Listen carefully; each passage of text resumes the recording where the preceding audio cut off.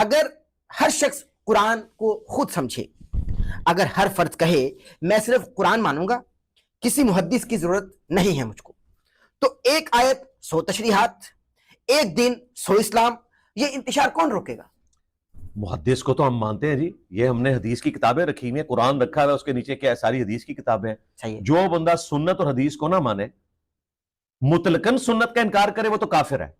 جو بعض احادیث کا انکار کرتا ہے ہم اسے گمراہ اور بدعتی سمجھتے ہیں۔ ہمارا تو دعویٰ یہ ہے کہ قرآن اور سنت کو لے کے چلنا ہے، اہل البیت کے ساتھ حسن سلوک کرنا ہے۔ ہم تو غدیر خم پہ کھڑے ہیں، ہم تو حجۃ الوداع کے خطبے کے اوپر کھڑے ہیں اللہ کے فضل سے، اور ہم قرآن و سنت کو سلف کے فہم پہ مانتے ہیں۔ ان کے سلف پتہ کیا ہے؟ ان کے فرقوں کے بانی یہ کہتے ہیں کہ احمد بریلوی جو قرآن کی تحریف کر کے ترجمہ بتائیں گے ہم وہ مانیں گے، عربی لنگوسٹک میں چاہے جو مرضی ہو۔ تھانوی صاحب جو بتائیں گے ہم وہ مانیں گے۔ ہمارے سلف ہیں اہل البیت علیہم السلام اور صحابہ اکرام علیہم رضوان، اور ان کے بعد صرف سکہ تابعین۔ تابعین میں بھی کذاب لوگ پیدا ہوئے ہیں، جھوٹے لوگ پیدا ہوئے ہیں، بدعتی لوگ پیدا ہوئے ہیں۔ صحابہ اور اہل بیت، بلکہ ٹرو سینس میں اہل بیت و صحابہ، کیونکہ صحابہ کرام جو ہیں وہ صرف صحابی ہیں، اہل بیت صحابہ بھی ہیں اور اہل بیت بھی ہیں۔ تو اہل بیت اور صحابہ یہ ہمارے سلف ہیں۔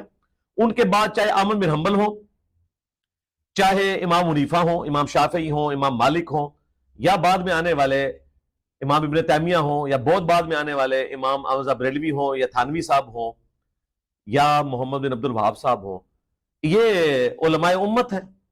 ان کی کوئی بات بھی صحابہ و اہل بیت سے ٹکرائے گی تو ہم اسے نہیں مانیں گے۔ اب مجھے بتائیں، میں جنگ صفین کے معاملے میں احمد بن حنبل کا فتویٰ مانوں گا یا عمار بن یاسر کا مانوں گا؟ جن کا سلف احمد بن حنبل ہے وہ اس کی بات مان لیں، میرے سلف عمار بن یاسر ہیں۔ عمار بن یاسر نے کہا، سنن کبری البیہقی میں موجود ہے، کہ اہل صفین کو کافر نہ کہو، یہ فاسق اور ظالم ہے۔ میں اہل صفین کو جو مولا علی کے خلاف کھڑے ہوئے فاسق اور ظالم مانتا ہوں۔ اب احمد بن حنبل کہے کہ ہماری زبانیں بند ہونی چاہیے، تو وہ اپنی زبان بند رکھے، اپنے فرقے والوں کی بند کروائے۔ ہم تو عمار بن یاسر کے ماننے والے ہیں، ہماری زبان عمار بن یاسر کی زبان، اور عمار بن یاسر کے بارے میں بخاری میں حدیث ہے، عمار کی زبان کو اللہ نے شیطان سے پناہ دی ہوئی ہے، اور بخاری میں حدیث ہے عمار کو باغی جماعت قتل کرے گی، اور جماعت جہنم کی طرف بلائے گی، اور عمار ان کو اللہ اور جنت کی طرف بلائیں گے۔ تو ہمارا جھگڑا یہ ہے کہ جو سلف کا نام بھی لیتا ہے، وہابی فرقہ اپنے آپ کو سلفی اہل حدیث کہتے ہیں، ان کا سلف ہے احمد بن حنبل، اور کئی معاملات میں ابن تیمیہ۔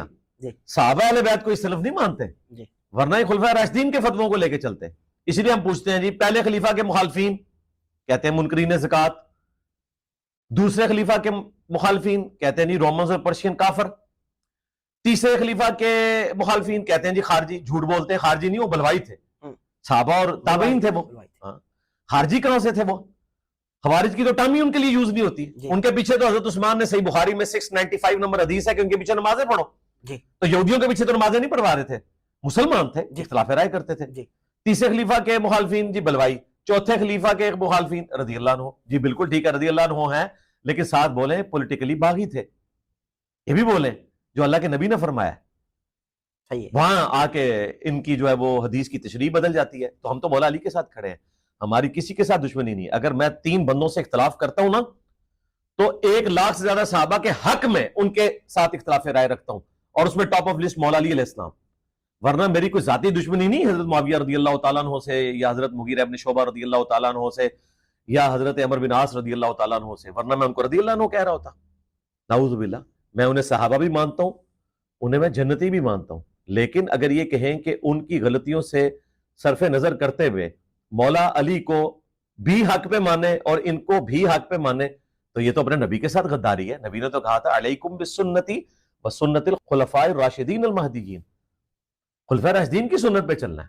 تو خلفائے راشدین 3 تو نہیں ہے نا، 4 ہیں، اور چاروں کے مخالفین کے ساتھ ہم نہیں کھڑے ہوئے، ان کے ساتھ کھڑے ہیں۔ بالکل سے